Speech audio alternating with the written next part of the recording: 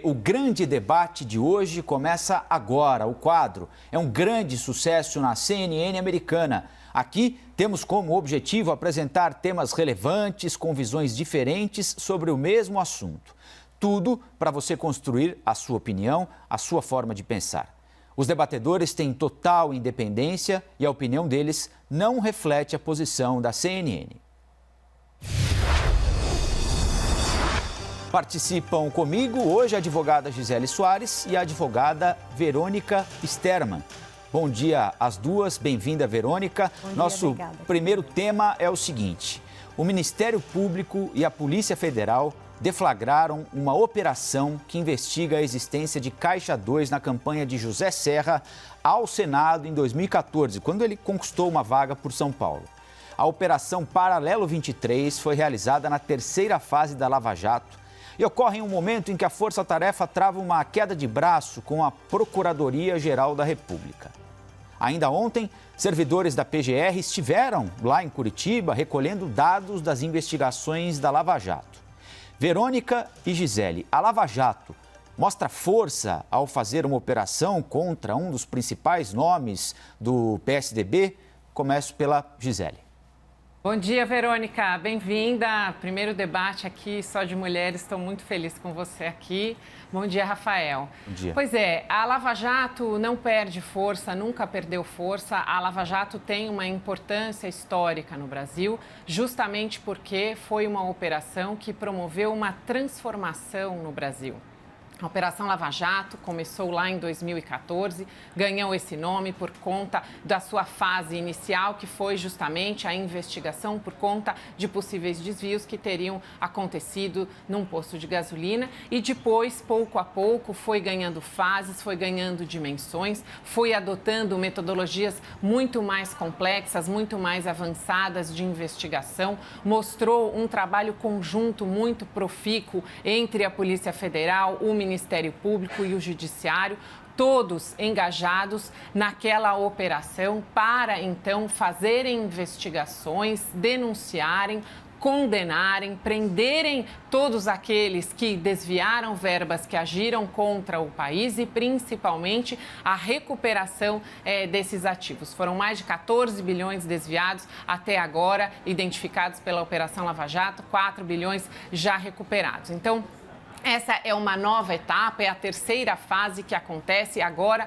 no âmbito da Justiça Eleitoral. Isso porque houve uma mudança de entendimento do Supremo Tribunal Federal, que então destacou a competência da Justiça Comum para a Justiça Eleitoral nos casos em que há também crimes eleitorais ou fatos que tenham cunho eleitoral envolvidos. Então, essa terceira operação, uma operação extremamente relevante. A Lava Jato continua forte, embora realmente haja discussões internas no Ministério Público quanto ao compartilhamento das informações, quanto ao compartilhamento desses indícios, dessas provas que foram amelhadas, que foram coletadas e que estão guardadas em Curitiba. Há essas discussões internas, mas discussões internas de cunho administrativo dentro do âmbito do Ministério Público, não podem e não irão macular a Operação Lava Jato, que é uma operação extremamente relevante para o nosso país. Agora a sua introdução, Verônica. Bom dia, Colombo. Bom dia, Gisele. Bom dia. Bom dia, telespectadores. Primeiro, muito obrigada pelo convite. Para mim é uma honra fazer parte deste grande debate, um programa que eu tenho em tão alta conta. Eu vou começar a minha fala fazendo uma divisão de pontos que eu considero importantes. O primeiro deles, e já ingressando na pergunta que foi feita, é que não é questão de perder ou ganhar força, mas de obrigações institucionais. Na Justiça, assim como é a pauta do STF, que às vezes é muito criticada pela opinião pública, não se fazem as coisas quando se quer, mas quando devem ser feitas. Ou então se abrem as portas para interesses pessoais institucionais acima do interesse público. O segundo é a análise de conveniência com que essas operações represadas são lançadas, indicando, sim, que as forças-tarefas da Lava Jato usam casos criminais com dois propósitos. O primeiro deles para buscar força política junto à população e o segundo para travar essa batalha ou essa queda de braço contra a Procuradoria-Geral da República. Sobre o primeiro ponto, é evidente que as fases da Lava Jato vêm sendo planejadas também de forma a alimentar o apoio da população e, assim, ganhar mais força. O próprio juiz que conduzia a operação em Curitiba perguntou certa vez ao procurador-chefe daquela força-tarefa se não era muito tempo sem operação, ao perceber que fazia mais de mês que os investigadores não saíam às ruas. Já sobre a batalha que a força-tarefa está travando contra a PGR, lembremos que o Ministério Público é uno, indivisível e tem uma hierarquia, onde o chefe é o PGR, o Procurador-Geral da República. Portanto, se o chefe quer ver e acompanhar o andamento das investigações feitas por seus subordinados, sejam eles membros ou não de determinada força-tarefa, ele não só pode, como deve. É óbvio que a força-tarefa perderia essa queda de braço. O curioso é ver o que fizeram diante da determinação de terem que entregar contrariados o seu acervo investigatório ao seu chefe. No mesmo dia, deflagraram a operação que apura fatos ocorridos no longínquo 2014. Aparentemente, sem qualquer necessidade das medidas extremas de prisão ou busca e apreensão. Eu não estou entrando no mérito das investigações, porque eu não as conheço no detalhe. O que eu estou dizendo é que chama a atenção a decretação de medidas tão drásticas para apurar fatos que ocorreram há nada menos do que 6 anos atrás.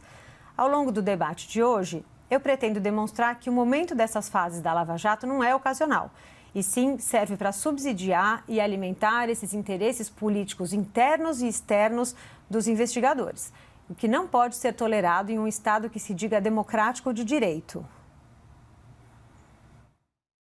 Pois é, Verônica, é interessante sua colocação. Na verdade, a gente tem entendimentos opostos. No meu entendimento, a Operação Lava Jato é uma operação como tantas outras operações de investigação, de desvios de dinheiro, de corrupção.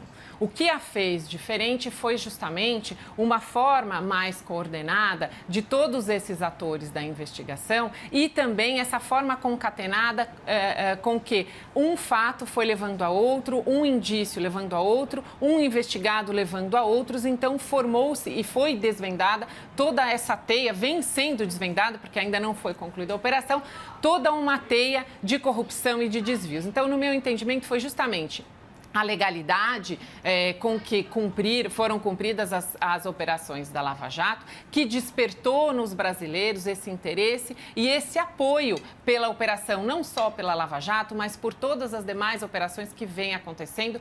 Agora, recentemente, por ocasião da pandemia, muitas, inclusive, operações que investigam os desvios de dinheiro da saúde pública, que é um assunto que nos enerva realmente e nos causa absoluta repulsa e indignação, porque ainda há hoje, com a Lava Jato desde 2014, investigando, prendendo, condenando todas essas pessoas, ainda há políticos que se aventuram a fazer esses desvios. E aí, com relação a essa legalidade, nós não podemos esquecer que todas essas operações, elas foram revisadas, elas foram objeto de recurso, muitas vezes até reformadas por instâncias superiores. Então, condenações de primeira instância foram corroboradas, foram por vezes majoradas pelos tribunais de segunda instância e houve também muitos recursos para os tribunais superiores. Então, a verificação dessa legalidade, da legalidade de todas as operações, ela foi verificada e ela foi ratificada ou retificada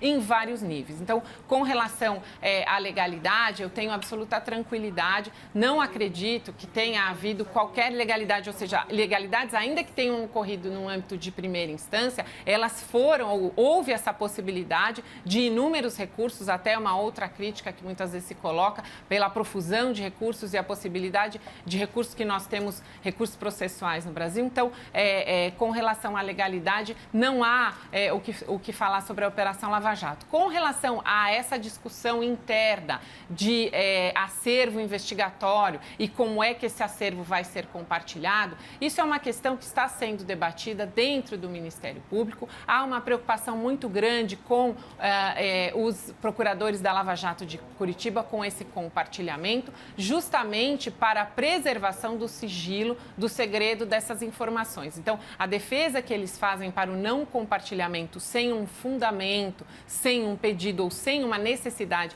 de empréstimo dessas provas, desses indícios, é justamente com relação à preservação dessas muitas horas, desses muitos inúmeros documentos, né? São horas de oitivas, são horas de audiência, são horas de interceptações telefônicas, são muitos e muitos documentos, documentos fiscais, documentos contábeis, documentos pessoais de todas as pessoas que passaram pela Operação Lava Jato, que foram investigadas, que foram processadas, estão sendo processadas ou estão com condenações com objetos de recurso em tribunais superiores. Então, esse acervo, é preciso mesmo que haja esse cuidado. Houve uma postergação da entrada em vigor da Lei Geral de Proteção de Dados, mas é importante que o Brasil já tome este cuidado, porque realmente a publicização de parte desse acervo, ela poderia ser muito nociva para todas essas pessoas e também para a própria investigação. Nós sabemos que há muitas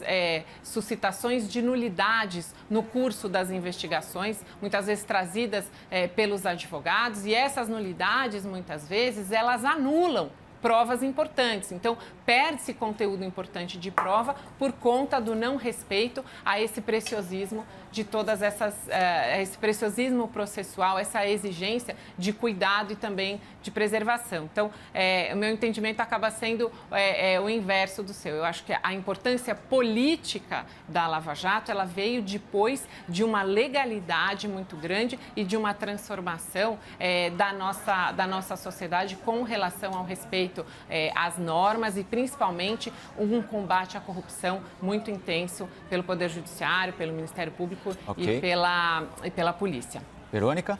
Pois é, Gisele.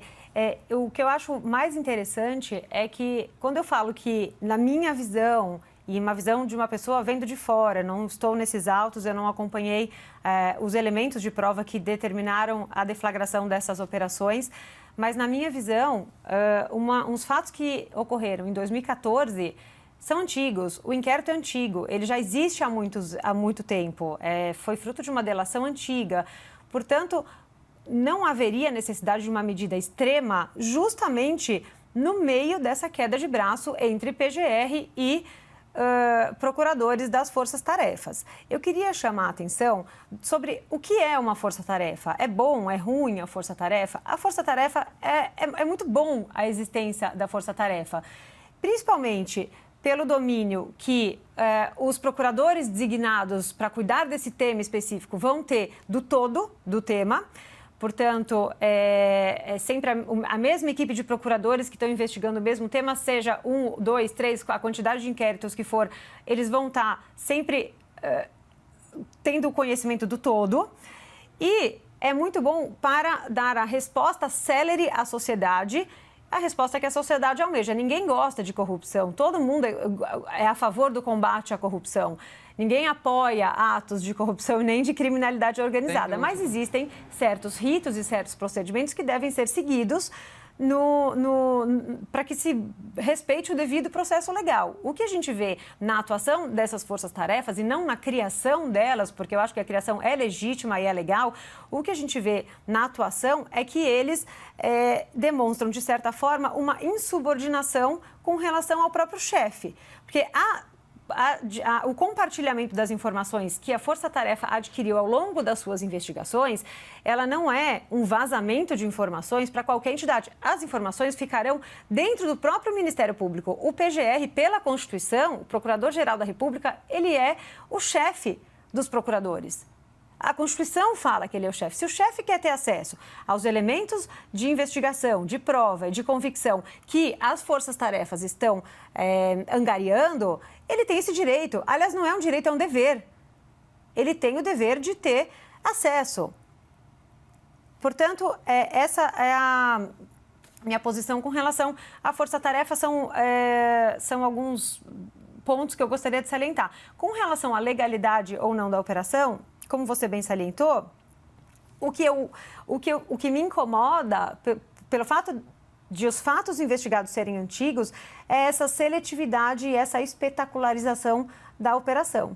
É tentar mostrar para a população que a força-tarefa ainda está muito ativa, e eu não acho errado a força-tarefa estar ativa, mas é estar muito ativa ao ponto de você colocar pessoas investigadas em situações absolutamente constrangedoras e desnecessárias, desrespeitando, portanto, os ditames do Código de Processo Penal e em prol de garantir uma briga política entre os procuradores das forças-tarefas e o seu chefe.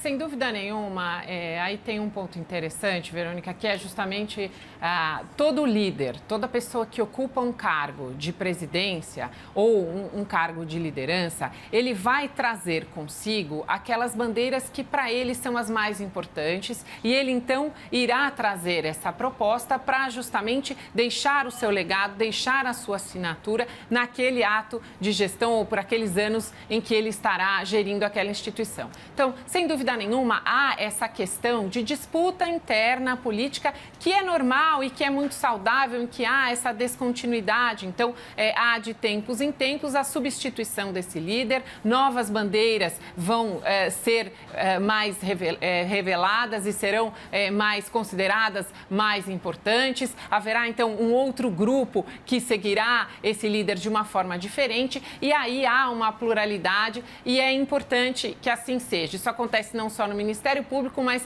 essa renovação também acontece no Poder Judiciário. O STF também tem periodicamente a troca dos seus presidentes e cada presidente traz, então, consigo as bandeiras que entende mais importantes e propostas de melhorias de gestão, enfim. Então, o que não pode acontecer é justamente que essa questão de administração ou de formas diferentes de administrar, o PGR diz que a proposta dele é justamente trazer a força-tarefa ou trazer a Lava Jato para Brasília. Na verdade, o que ele quer é formar, salvo engano, um grupo ali em Brasília que seja um grupo que centralize essas investigações de combate à corrupção, ou seja, há uma intenção de trazer mais ainda expertise, mais especialidade para essas investigações. Nesse sentido, muito positivo. É realmente nefasto quando questões de política interna e disputas de política interna acabam comprometendo o trabalho, porque a gente não pode esquecer que, como você bem disse, a força-tarefa tem um objetivo e o seu objetivo é, dentro da legalidade, do devido processo legal, da ampla defesa e do contraditório, dar àqueles investigados a possibilidade de se defenderem e garantir que o Ministério Público, agindo dentro da legalidade, possa coibir, possa combater, junto com a Polícia Federal, com o Judiciário, enfim, todos em conjunto, possam combater todos esses atos, esses malfeitos praticados por agentes delituosos, seja atos de corrupção, de desvio de dinheiro, enfim, todos esses crimes que estão lá tipificados no nosso Código Penal. Então, não há possibilidade de admitirmos que disputas internas administrativas acabem acometendo ou prejudicando a Lava Jato, as forças-tarefas. Então, é nessa medida que a gente precisa tomar cuidado e entender essas temperaturas e essas disputas. Verônica, a quem pertence os dados coletados pela Operação Lava Jato? À Força-Tarefa ou ao Ministério Público Federal como um todo? Colombo, o Ministério Público é um só. A Constituição fala que o Ministério Público é uno e é indivisível. Portanto, os dados que foram coletados por qualquer força-tarefa, por qualquer procurador atuando fora de qualquer força-tarefa, eles pertencem ao Ministério Público. O Procurador-Geral da República, como chefe, ele tem o dever de acessar quando primeiro ou tem interesse ou quando existe alguma fumaça de que alguma coisa não está indo bem. No exemplo concreto, o que a gente tem é que existe uma denúncia, ao que parece, salvo engano, que nomeiam os presidentes da Câmara e do Senado como supostos investigados ou beneficiários de alguma quantia. Isso ensejou o pedido do Procurador-Geral da República de acesso às investigações, porque os procuradores da Força-Tarefa, eles atuam na primeira instância, eles não podem investigar pessoas detentoras de cargo por prerrogativa de função. Portanto, uma vez que há essa fumaça, ele tem todo o direito e o dever institucional de verificar se isso está ocorrendo ou não, para ver se é o caso de eventualmente ir para a Corregedoria, para ver se é o caso de ir para o Conselho Nacional do Ministério Público. Mas o que aconteceu? Quando houve esse pedido do chefe, é um pedido legítimo, um pedido legal, um pedido constitucional, as forças-tarefas se retraíram e falaram: eu não vou compartilhar com você as informações que eu tenho porque elas são minhas. Isso é errado. Isso é errado. E a partir daí, você vê que uma investigação que estava aparentemente adormecida, e eu não concordo que as investigações tenham que ficar adormecidas. O que eu acho é que elas devem seguir um curso independente dos interesses políticos. A investigação é jurídica, os elementos de prova vão ajudar a subsidiar a investigação sobre fatos que supostamente ocorreram, mas isso não pode ser levado em consideração quando há interesses políticos por trás. Então, na minha visão, fica claro que a deflagração dessas operações veio justamente no mesmo dia que a PGR foi até as forças-tarefas para pegar os documentos e os terabytes de informação das investigações. Não pode ser coincidência. Gisele, você concorda que a força-tarefa da Lava Jato retomou operações e procurou figuras importantes como José Serra, do PSTB, para, de certa forma, dar uma resposta a esse suposto conflito que existia entre a quem pertence os dados colocados e obtidos pela força-tarefa até agora? Não, são situações independentes. A Lava Jato, ela tem paulatinamente as suas operações. E aí, Verônica, você coloca o seu incômodo com o fato de serem investigações antigas. Mas a gente sabe que cada investigação tem um ritmo diferente. Isso porque ela vai fazendo descobertas e à medida que essas descobertas vão acontecendo, muitas vezes a produção de uma ou de outra prova, às vezes leva mais tempo. E a gente também não pode esquecer que sempre tem o posicionamento do judiciário, ou seja, o Poder Judiciário, ele participa dessas forças-tarefas na medida em que ele é suscitado a dar as autorizações, as ordens de busca e apreensão, as ordens de prisão e muitas vezes então, neste trânsito, Polícia Federal, Ministério Público e Poder Judiciário, um tempo. Então, é importante que seja célere, sem dúvida nenhuma, mas é importante que também seja legal, que respeite todos os trâmites procedimentais, justamente para que não venha a ser anulada posteriormente por ter desrespeitado ou pulado etapas ou não atendido a exigências legais. Então, com relação ao tempo das investigações, há investigações que infelizmente realmente são mais antigas, mas não porque estivessem ficado adormecidas, mas porque houve dificuldades na produção de provas. Isso acontece muitas vezes quando há necessidade de oitiva de testemunhas em outros estados, às vezes até coleta de dados em outros países. Há então a emissão dessas cartas, as cartas são formalizadas, tem todo um procedimento, uma burocracia, um respeito à soberania de outros países e aí isso demora a acontecer. Também houve esse deslocamento de competências, isso também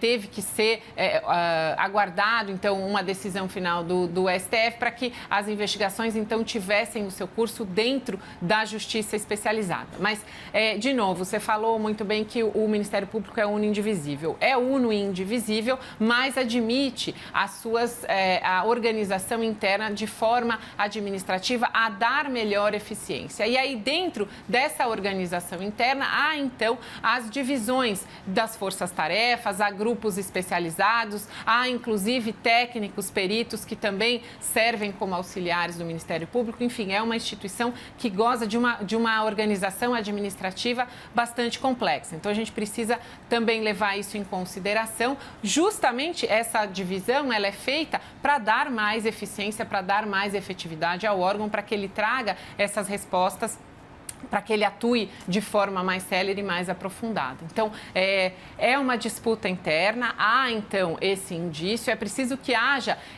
esse diálogo e é preciso que nós compreendamos o porquê dessa resistência ou, enfim, dessa aparente disputa política e, realmente, a política acontece, ela é indissociável das instituições, ela é indissociável do Estado, mas ela não pode contaminar a legalidade dos processos judiciais. Então, a gente precisa, nesse aspecto, saber fazer essa separação de poderes para não anular uma investigação, muitas vezes por conta de influência de política ou muito clamor social, que também acaba prejudicando muito decisões técnicas no nosso Poder Judiciário. Nesse ponto, eu concordo com você, Gisele. A gente não pode se deixar contaminar. As investigações, os fatos existem para serem investigados, as investigações devem seguir um rigor dentro da legalidade, do devido processo, para que eles sejam investigados e não sejam, se punidos, anulados futuramente. A pior coisa que pode acontecer para um processo, aos olhos da justiça, é que ele seja anulado por falta de cumprimento de requisitos legais. Agora, você chamou atenção para um ponto no sentido de que a busca de provas pode demorar. Às vezes é uma cooperação internacional, às vezes é uma análise de imposto de renda, dados bancários, dados telefônicos, e pode demorar. O que eu e a minha experiência traz para a vida real é que na Operação Lava Jato e em outras operações de grande repercussão, o que se vê é que essa fase ostensiva da operação, que é o momento das prisões, das buscas e apreensões, elas ocorrem muitas vezes concomitantemente à busca mais demorada desses elementos de prova.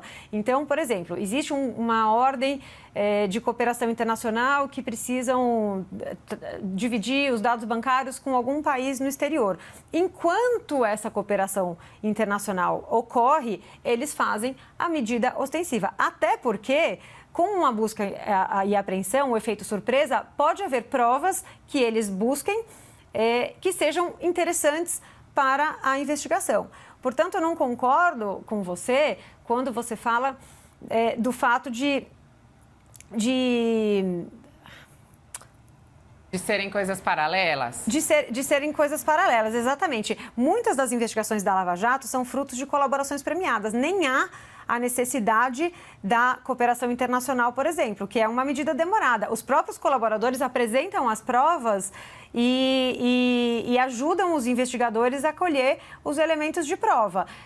Portanto, essa visão de que existe o tempo certo, uma demora, esse entendimento do Supremo foi em 2018, por exemplo. De 2018 até 2020, se passaram 2 anos sem que nenhum ato de investigação seja feito. As pessoas foram chamadas a prestar depoimento? A gente não sabe.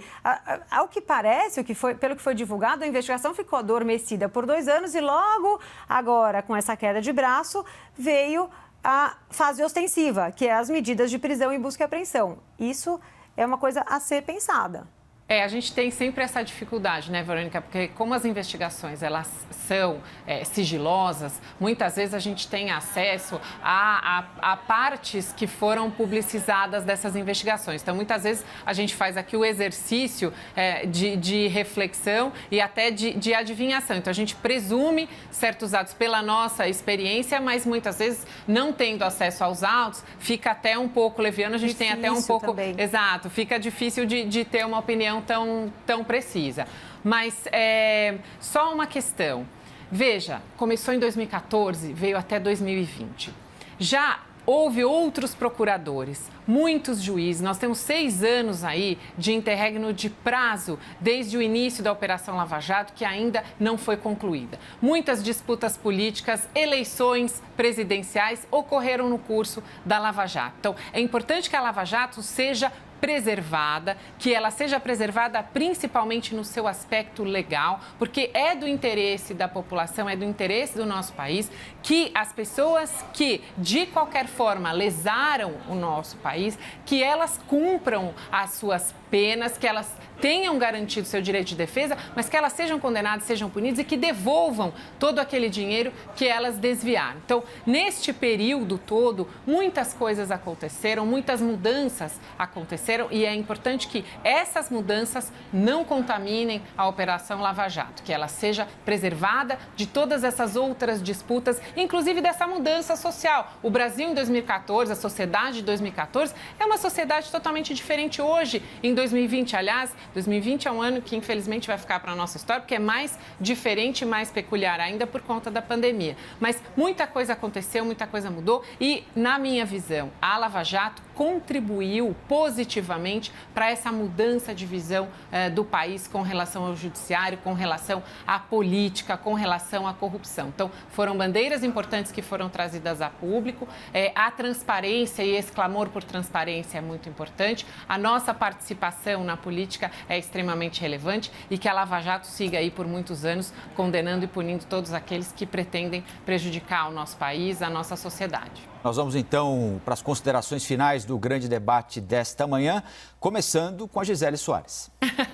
Vou complementar então os meus argumentos finais, fazendo aqui um apelo para que haja essa preservação e essa proteção de todas as forças-tarefas. Nós estamos vivendo um momento importante em que todos os órgãos públicos têm se dedicado de forma absolutamente quase que exclusiva ao combate à pandemia em todas as suas formas. Nós temos visto a Polícia Federal, também as polícias estaduais, o Ministério Público, que une o indivisível, mas na sua divisão de competências federal, estadual e também todas as esferas do Judiciário, atuando de forma o mais dedicada, o mais célere, o mais legal e aprofundada possível, para justamente auxiliar o Brasil a passar e atravessar esse período de pandemia, protegendo os nossos direitos, exigindo os nossos deveres que sejam cumpridos dentro da legalidade. Então, nessa medida, eu faço aqui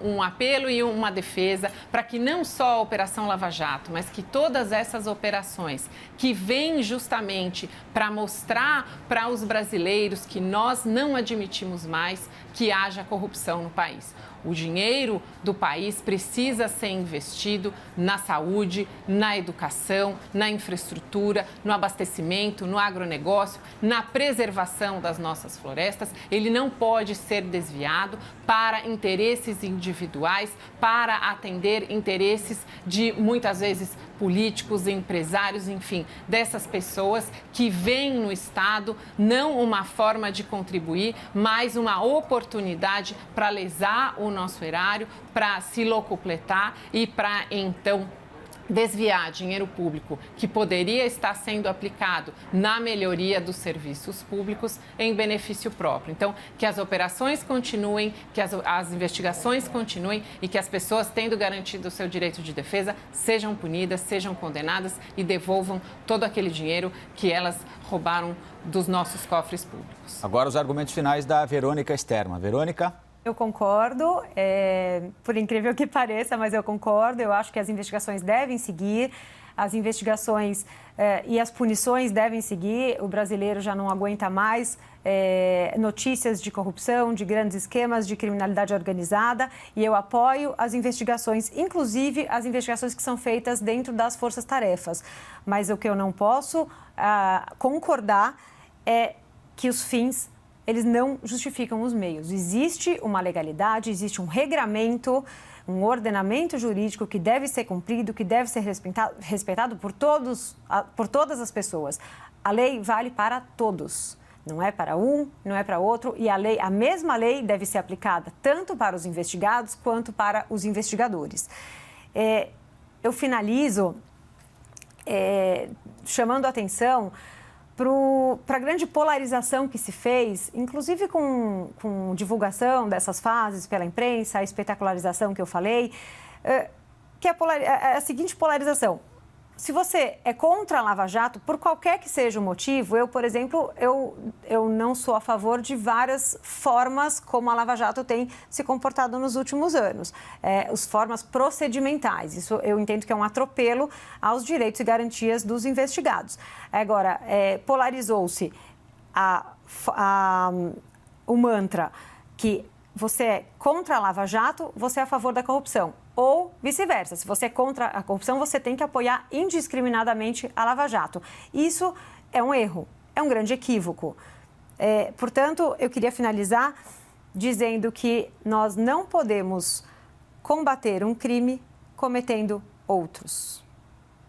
Eu quero agradecer a Verônica Sterman, a Gisele Soares pelo debate desta manhã e lembrar que todas as edições do Grande Debate estão disponíveis na íntegra no nosso site cnnbrasil.com.br, no nosso canal oficial do YouTube e também em formato podcast em todas as plataformas de áudio.